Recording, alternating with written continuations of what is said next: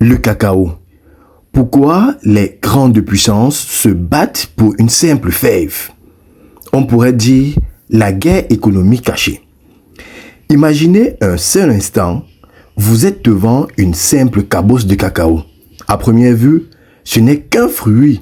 Il pousse tranquillement dans une plantation du Cameroun, bien sûr sous le soleil, au milieu des milliers d'autres arbres. Pourtant, cette simple cabosse est aujourd'hui au cœur d'une bataille économique mondiale. Une bataille qui implique les plus grandes entreprises alimentaires de la planète. Les gouvernements, les investisseurs, les banques, les marchés financiers et même les grandes puissances économiques. Et ceci pourquoi? Comment une simple fève peut-elle provoquer des tensions économiques internationales? Pourquoi les prix du cacao ont-ils atteint des niveaux historiques? Pourquoi les industriels européens craignent-ils aujourd'hui une pénurie? Et surtout, pourquoi l'Afrique, qui produit l'essentiel du cacao mondial, ne contrôle-t-elle toujours pas cette industrie? Aujourd'hui, nous allons découvrir la guerre silencieuse qui se cache derrière chaque tablette de chocolat. Une guerre que très peu de personnes connaissent. Bonjour, bonsoir, si tu es nouveau sur la chaîne, laisse-moi te la présenter en quelques secondes. Elle s'appelle Conseil agronomique Bar Agronomic Council et elle fait exclusivement dans la proposition des solutions s'agissant de la production animale, végétale et de la transformation agroalimentaire. Donc si tu as une question ayant trait aux différentes spéculations que je viens d'évoquer, n'hésite pas à me le faire savoir en commentaire et je me ferai un plaisir de te répondre. D'ici là, garde la même niaque pour la thématique qui t'est proposée aujourd'hui. La suite, c'est maintenant. Le cacao. Pourquoi les grandes puissances se battent pour une simple fève? Imaginez maintenant deux pays, dont le premier possède les plus grandes usines de chocolat. Le second possède des plantations. Selon vous, lequel devient le plus riche? Instinctivement, beaucoup répondront le pays qui possède les plantations.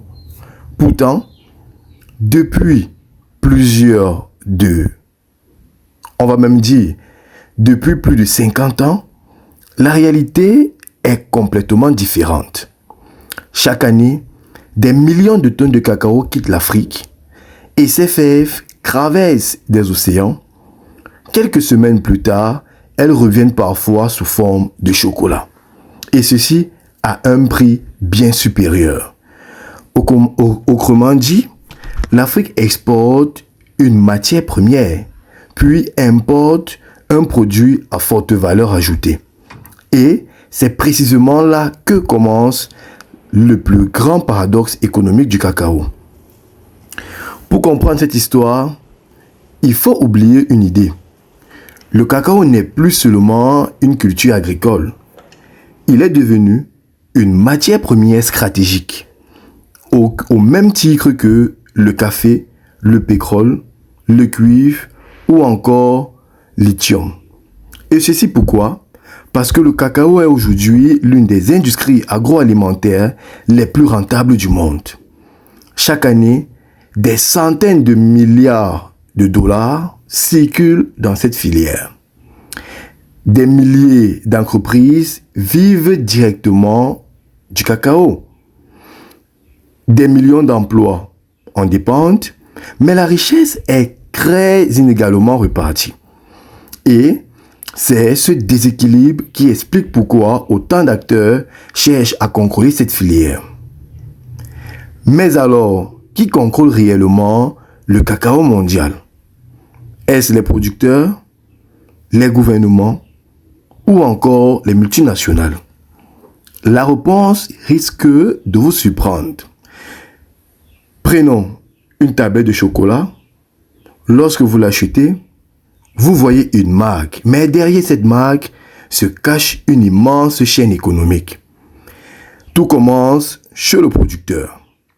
Ensuite arrivent les collecteurs, les coopératives, les exportateurs, les négociants internationaux, les transformateurs, les fabricants, les distributeurs, les supermarchés. À chaque étape, la valeur augmente.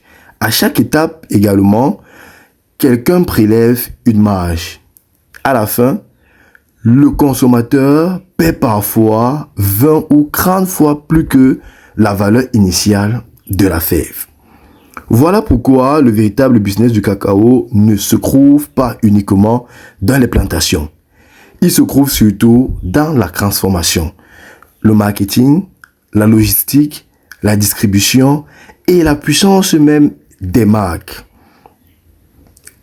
Pendant longtemps, les pays africains pensaient que produire davantage suffisait pour devenir plus riche. Mais le marché mondial a démontré exactement le contraire.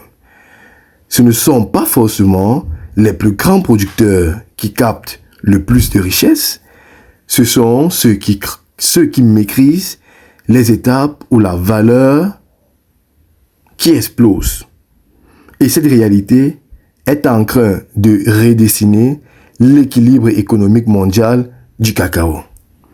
Dites-moi en commentaire ce que vous pensez véritablement de la filière cacao dans votre pays et faites-moi également part même de la production également de ce pays et nous échangerons ensemble pour que les uns et les autres puissent prendre acte de cela. D'ici là, portez-vous bien et à bientôt pour une autre séquence de vidéos. Bye bye.